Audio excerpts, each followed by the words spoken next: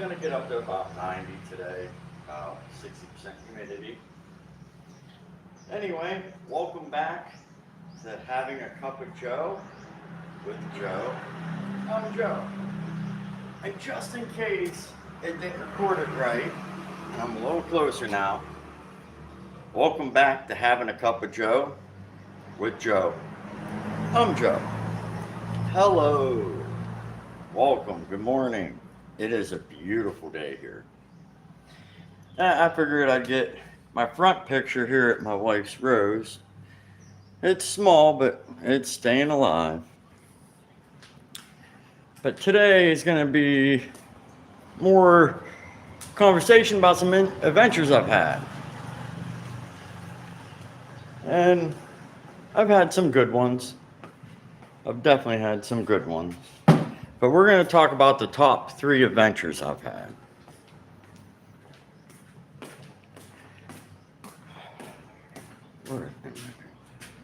I don't need the fan. I'm going to go shut that off. And then we're going to go sit up, walk around and talk, sit, whatever. Don't want to waste electric.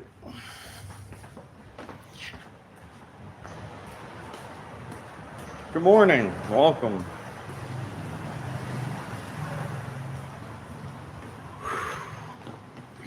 Now, let's grab us a chair.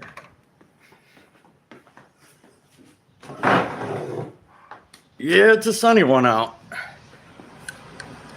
It's going up to in the 90s, about 60% humidity.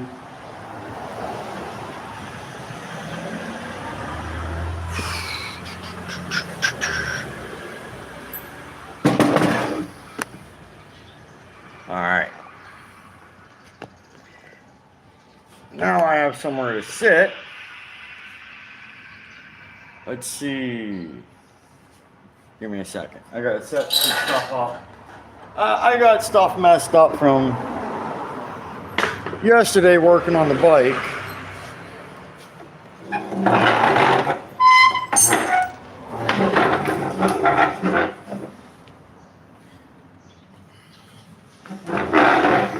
Let's see what we can do here.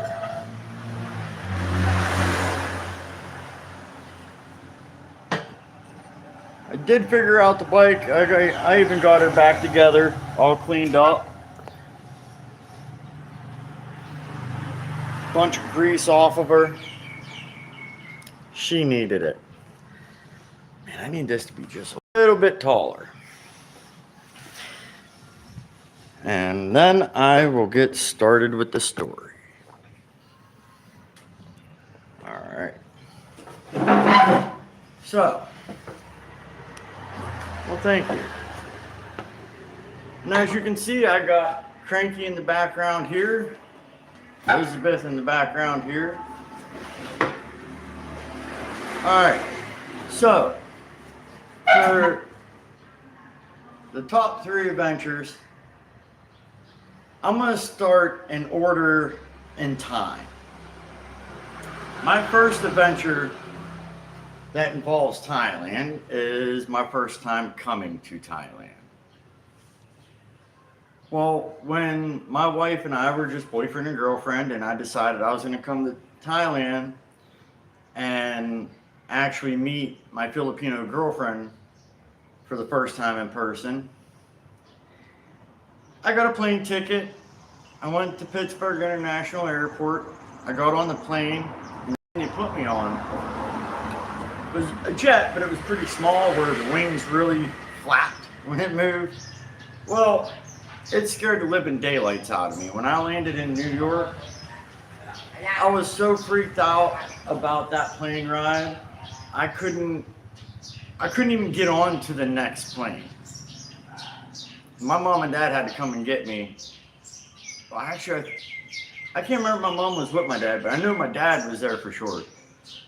Had to come and get me in New York from Pittsburgh. They had to drive from Pittsburgh the whole way to New York because I wouldn't get back on another plane for nothing. And drive me back to Pittsburgh.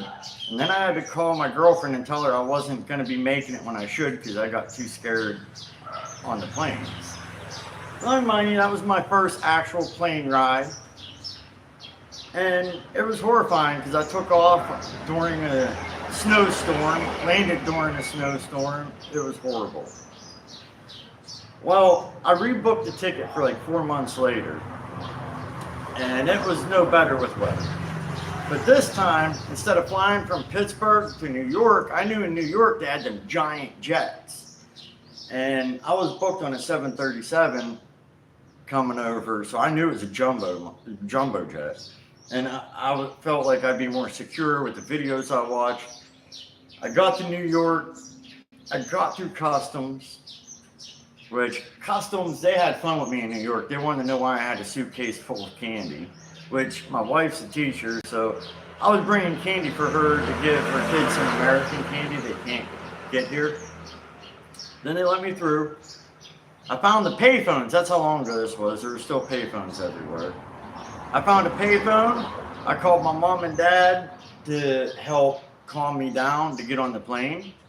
I even had a chill pill that my doctor gave me, which she only gave me one to be able to get on the plane, which worked. And then I called my grandma, God rest her soul. And my grandma was like, Joey, it's your adventure. You have to do it. You can't be scared. It's like being lost. You're not afraid of being lost no more. You just think you're on an adventure. Well, this is the big one. And my mom and dad said the same stuff to me, the same things. And like, they know how I feel about adventures. I love them. So it gave me the courage to get on the plane. And I get on the plane and it lands in Alaska.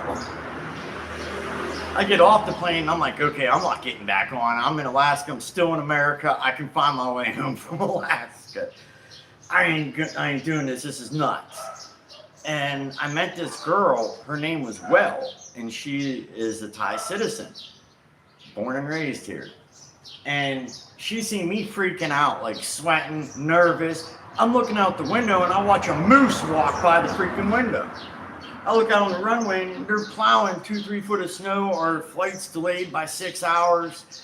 This girl sees I'm freaking out. And she feels bad for me and takes pity. And she comes over and just gives me a hug. Like, I don't even know her name. She just gives me this huge hug. And then I asked her name and she said, Well, actually she said a Thai name that I can't pronounce. And it was really long and she giggled and she said, call me Well.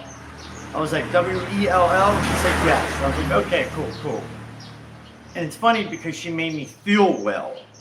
When I was feeling basically ill from being scared, she made me actually feel well. So it was like meant to be. We're walking down around the airport. I bought her dinner. She bought me like a pop. And then it came time to get back on the plane. And I'm freaking out. I don't want to even walk down that hallway. Like, I'm just looking at where you hand the ticket, shaking. And she's like, calm down. When I got there, well, I mean, mind you, we're still in America, and the TSA's freaking out because I'm shaking. I'm like, They're like, what's wrong with you? Get over here. And Well jumped up and was like, no. He's scared. First time on plane. And then the dude just laughed his nuts off at me. And it made me feel better because he was laughing. So like, instead of me getting upset, I actually found it humorous. And she grabbed my hand and was like, Joe, you need to meet your wife. And grabbed my hand like this. And drove me down the hall once they handed my passport back. We were supposed to sit like 4 seats apart, but there was not many people in this 737 that I got on in Alaska. It was slightly smaller. Not many people in this plane. So we asked the flight attendants if we could sit next to each other. And the whole time, like every time we'd hit turbulence, I'd get super scared. She'd just grab my hand and tell me, Joe, it's fine. And I was so scared. And back then, they didn't have the TV screens in the back of the seat. Back then, it was a pull-down screen, and depending on what flight you're on is what language it was in. And there'd be subtitles, but I can't read from that far away. And I remember there was some cartoon movie on in Mandarin, and Well don't speak that either, and she can't, like, she can read English, but like, it was so far away, so she couldn't read it either. Like, not that she couldn't read English, but like it was just so far away from us. So we didn't pay no attention to it and just talked. She talked to me for 14 hours. No, I'm lying. 11 hours until we landed in Taipei, Taiwan. We were on EVA Air, EVA, which I love that airline. EVA Air, I'm telling you, EVA Air is, they're on top of their game. I'm telling you right now. I love that. They were awesome. Their food's awesome. I've had a lot of airplane food and their food's awesome. But 11 hours of talking to me to keep me calm because I can't sleep. She sacrificed her sleep to keep me awake. To stay awake to keep me calm. We finally landed in Taipei, Taiwan, and the airport we landed at is the most beautiful airport I've ever seen at that time. I'd say Suvarnabhumi Airport and Taipei, Taiwan's airport that I landed at are head to head for the most beautiful airports. But anyway,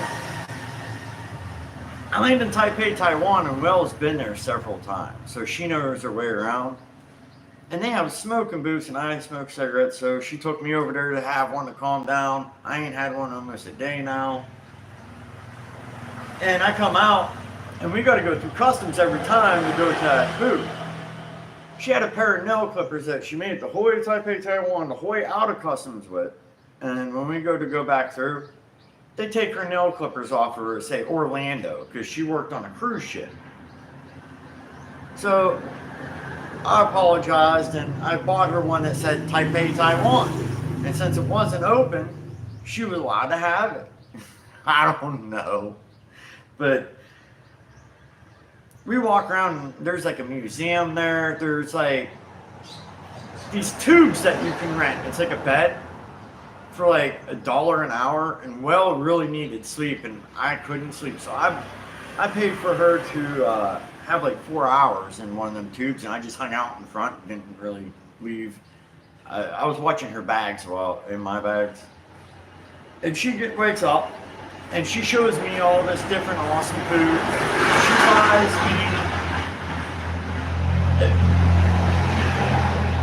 She buys me at least 2 meals while we're there. And they were like $20 meals because Taipei is kind of expensive in the airport. And after about another 9.5 hours, we get on our plane to go to Thailand. And now she's super excited because she's almost home. And it's my first time going. Once again, I didn't want to go down a freaking hallway. She grabbed my hand and just drove me down, drove me past customs, drove me through everything, got me on the plane. We were sitting apart again. She talked to the people in Thai because they were speaking. Half the crew on the plane was Thai. So they put us next to each other, and then they put us in business class. And I had an economy seat. So thank you, Well, for that. The only time I had business class. And we had a great time, good meal. She talked to me for I believe it was like 6 hours before we landed in Thailand. And we landed. She got me up to customs, but since she's a Thai citizen, she has to go to a separate section. And I'm an immigrant, so I had to go to a different section. But once we got through customs, she showed me how to get to the luggage, showed me how to get out to where Diane was, and we ended up eating lunch with her. And then we went our separate ways, and I've kept in contact with her ever since. 3 or 4 times a year, she hits me up, or I hit her up. It's pretty awesome. Made a good friendship. My wife helped her with her English for her visa to go back to America, and they really got along great. Yeah, she's a good friend. She's a good friend because if it wasn't for her, Diana and I never would have worked out. My wife and I would never worked out. So thank you, Well. And if you're watching, Well, I appreciate you. You mean a lot to Diane and I. But that's my first true adventure that involves Thailand, is just getting here, because how scared I was of flying. My second adventure, Oh man, my second adventure is kind of a two-part adventure. It involves two separate instances with elephants, but within the same like span of a week. We lived in Soy Siam Country Club, Pattaya, which is near a golf course and an elephant reserve. Thank you, Aunt Frances. She said, "What an adventure." Yeah, it was scary, but I got through it. And where we lived was near a golf course, and there was an elephant farm. And my wife and I went and rented a motorbike, a little scooter, and I wasn't real good with scooters. I knew dirt bikes and motorcycles and quads.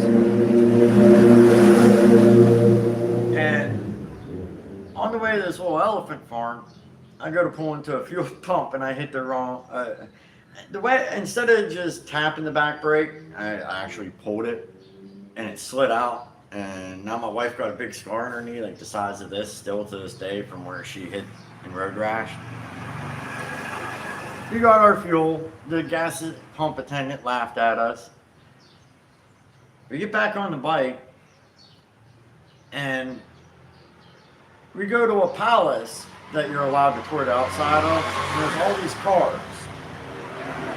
And I'm checking out all these old Datsuns. Like the king that, God rest his soul, that has passed on, which there's a new king now, his son. But anyway, the king that has passed on, a lot of them were his vehicles. And he had taste. Like he had some nice vehicles, and it wasn't all like luxury vehicles. Like he had like the Datsun that looked like the Charger.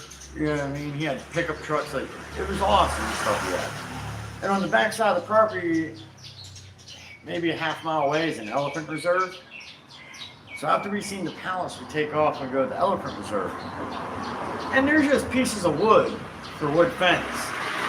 These elephants ain't tied up.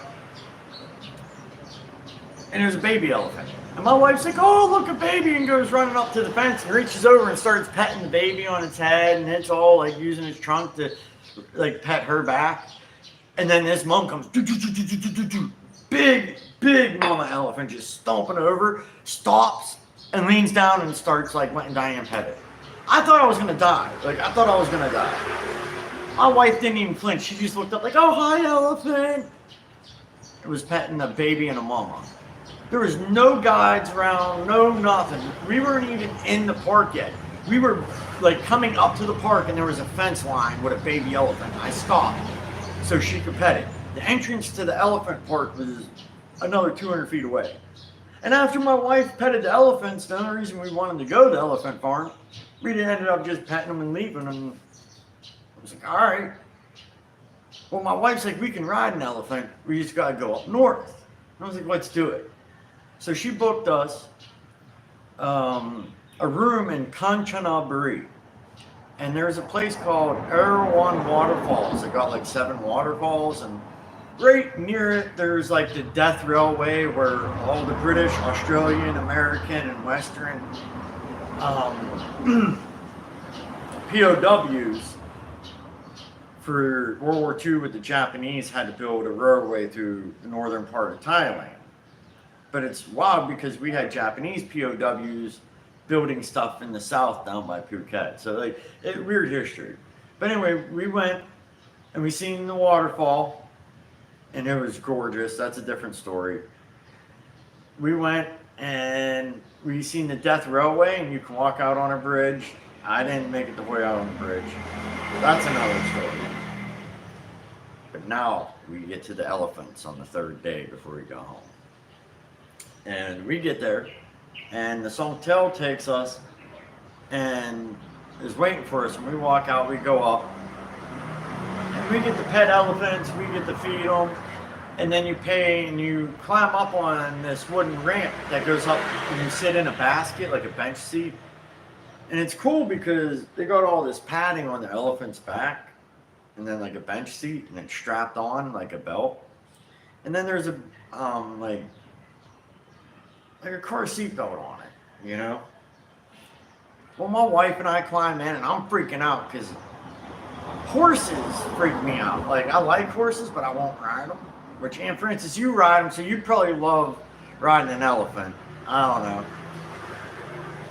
But I got on the elephant, and I'm freaking out, and as it steps, it's leaning like 3 feet each way. And I'm freaking out, because like it feels like that basket's going to come off, but it's not. And it feels like you're going to fall out, but you're not. After like 2 miles of going through the jungle, the guy that's sitting on the neck of the elephant had the elephant lean down. He hops off the elephant and asks if we want to hop up there. And I'm like, no, I'm not moving. Leave it to my wife. She climbs up onto the neck of the elephant, and that elephant brings its ears back and is holding her legs with his ears. And just starts walking, and my wife's guiding this elephant, and it starts taking off. Yeah, it is a lot. The elephant is a lot bigger to ride, though. But it starts taking off, and the guide's like kind of nervous, like hollering at it. And Diane told me to be calm because there was a river, and she knew that elephant just wanted to splash. That elephant right into the river. As soon as it got wet, it was happy. It got out the river, went back up to the cut, and everything was good. And Diane rode it up front for a while, and then, excuse me, I have the burps.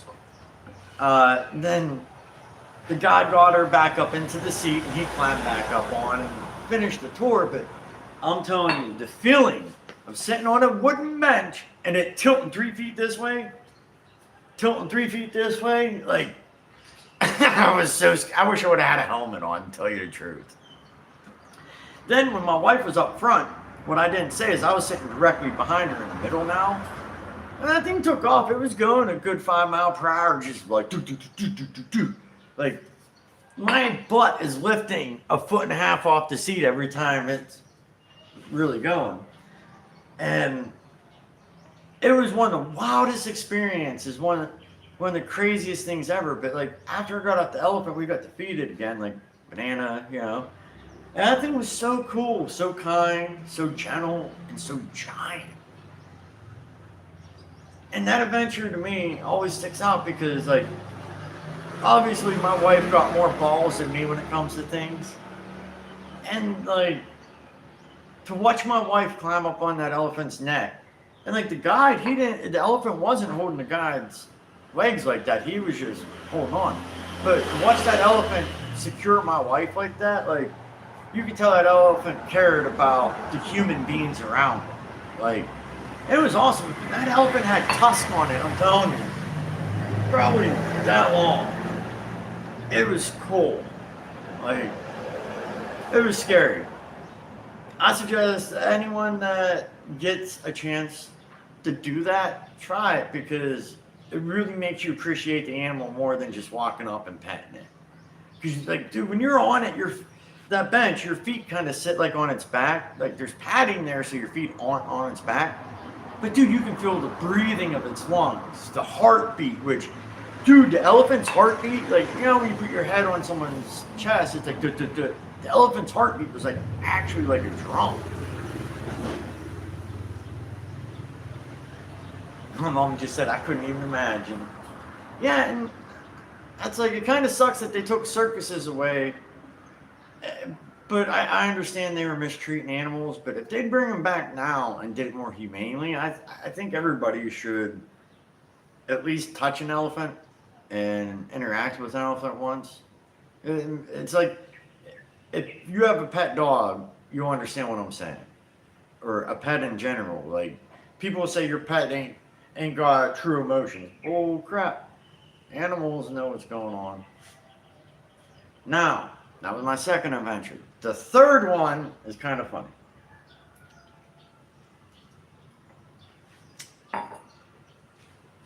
This one, my wife's an ass for this. It was my first Valentine's Day in Thailand.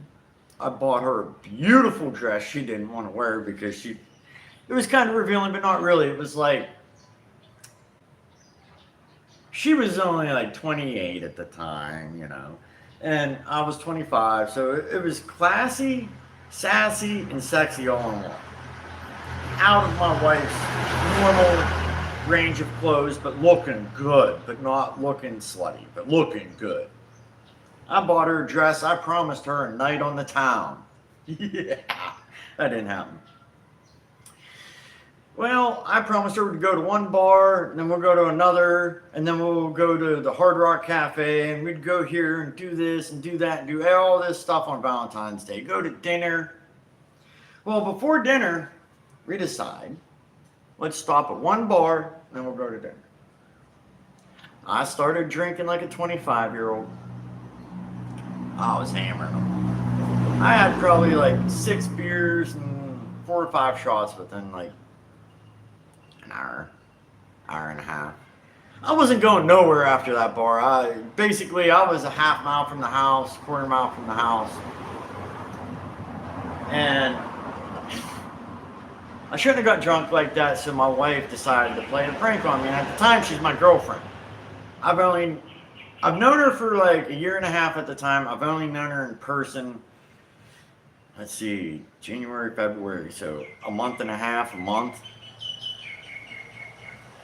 Well, she gone.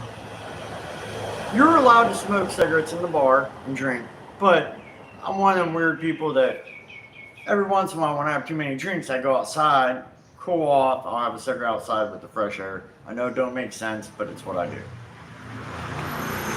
I walk in from having a cigarette outside. I look over, there's this beautiful woman sitting next to my wife. And my wife's over there poking her boob like that. I'm like, what in the fuck? What are you freaking doing? She's like, they're nice. And I'm like, what are you freaking doing? Like, that's awesome. And she's like, Joe, touch them. I was like, okay. And I like touched the chicks. She was like a bartender / party girl. Like over here they have like bar girls where they hang out with you all night. And like, I'm like, okay. So I took a finger and I touched and I was like, all right, I'm pretty nicer. They're real. They're not fake. And I sit down, I'm thinking what every 25-year-old thinks. Oh, my wife let this bar girl sit down. Well, at the time, she's my girlfriend. My girlfriend let this bar girl sit down. Ha! I must be the luckiest American in the world. Nope. I'm sitting there. I'm having a good time. I got my girlfriend here. Hang on. And I got Fa, the bar girl, here. My girlfriend puts her leg over my leg. And, like, when it happens, my girlfriend puts her leg here. Well, the bar girl puts her leg here. I'm thinking, all right, so I rub their knees like any 25-year-old drunk dude would do. My girlfriend smiles at me and gives me a nod. And she has this grin from here to here. And I have no clue why, because I'm drunk. I was wasted. And my wife gives me a nod, and I'm like, all right. So I start rubbing a little farther up the leg. And I'm thinking, okay, who knows? Maybe Diane talked the girl into a date. I don't know how that works. Well, when I went farther up the leg, it turns out this beautiful, I'm talking beautiful woman, she had the same package I had.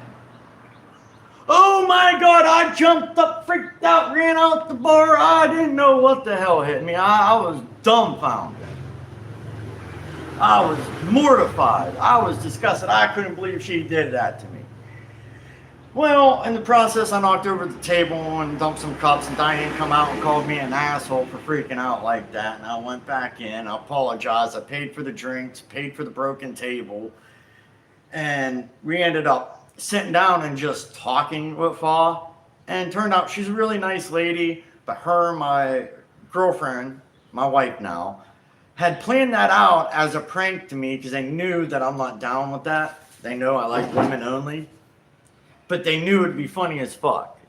So my wife, for me getting drunk on Valentine's Day and not giving her the night on town, she gave me an experience I never wanted and never want again, and I definitely got. So after that, I talked to Fa, I paid for everything. I apologized for my reaction, but that's not cool where I come from. And nice person, nice human being. And it turned out she owned a bar, so she let us go paying some stuff off when we left. And that's my third adventure, top adventure. Them are my top 3 adventures here. And why I put that third one last and also even on the list is because if you can't have a sense of humor with someone and you can't joke and have fun without getting mad, you might not be with the right person. And when I knew from that moment my old lady had a sense of humor as twisted as mine, I knew she was a keeper. Like, I knew it. And I was like, I can't let this one go just because, like, dude, she played me. She played me good. I deserved what I got, but, like, wow. And since then, we play jokes on each other. Not quite to that extent anymore, but we play jokes and have fun. And you got to have a sense of humor. If you can't smile and laugh at someone, find somebody else. Yeah, Mom, you remember that story when I come home and told you all about that? Like, and trust me, when I'm standing up and I'm telling the story in depth, I get very dramatic with it. But I'm on a live. I'm trying to watch what I'm saying, so I'm going to do a long video on these also, not just a live. So I'll be able to really get in depth and in character of what happens. But them are 3 of my top adventures over here. I'm sorry I didn't go anywhere super fancy today, but Elizabeth is still down. I might have got her back together. I ran her about 10 miles, so I got to take her back apart, make sure she's all right. Oh, okay. I'll tell the fog story before I go. Yes, Mom, the fog story. Now this could actually go in one of the top 3 times I was ever teaching. This one is the number 1 time that I experienced the funniest thing with a tutor. My wife's a teacher. I went with her to this tutor because she don't drive, so I drove her. And she's teaching these 2 kids, Span and Opal. Span is a boy, Opal's a girl, and they're brother and sister. And my wife was working with Span, so I was just talking like this with Opal, like getting her accent in. So I really wasn't working or teaching, I was just helping because I was bored. I'm sitting at someone's house, you know?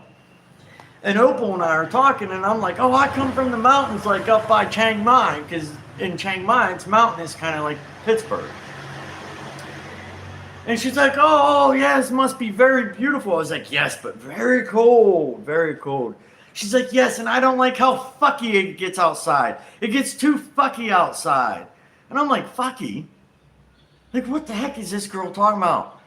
You know, fucky, the white smoke in the morning, the white smoke, fucky.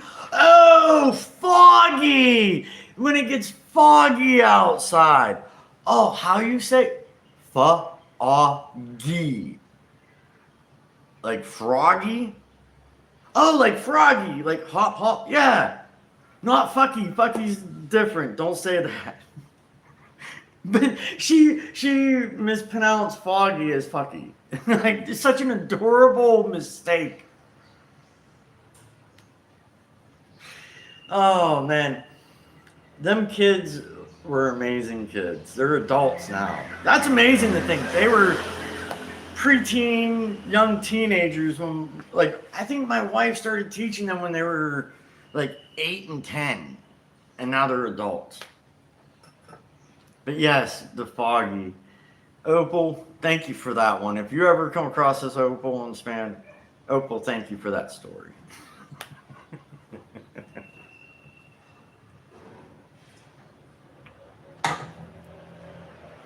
But yeah, the bikes are low on fuel and everything.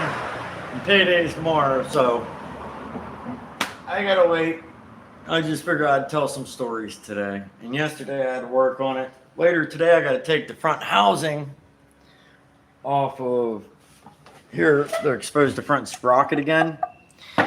Yesterday, when I did that, my fears were confirmed that I didn't have no bolts in there. Where the sprocket is, one bolt was missing, the other bolt was sheared. One of the clips was already off. So I've been having problems with that. But I found two brand new bolts that fit perfect. I'm hoping they worked perfect. I'll find out. I cleaned up the rear sprocket. I figured out how to get it back on correctly. It's messed up. The bolts actually go into the rim. There's like rubber and then a metal sleeve, and you slide the bolt down in, and it like wedges. Well, ain't holding, so I had to put the bolts on the sprocket, tighten the bolts, and then put it down onto the rim to get it to stick tight, because it sticks tight, but the bolts are so beat up that I had to wrench them in place first. But whatever, I figured it out. I got her done, and they're spinning, they're doing good, everything looks good, everything's clean. Yay. But I thank everyone for joining. My cup of coffee is pretty much empty. It's getting pretty hot out. So I think I'm going to end this one. Thank you everybody for getting on. I truly appreciate it. And I'll see you at the next Having a Cup of Joe with Joe. And have a great day or a lovely evening. Goodbye.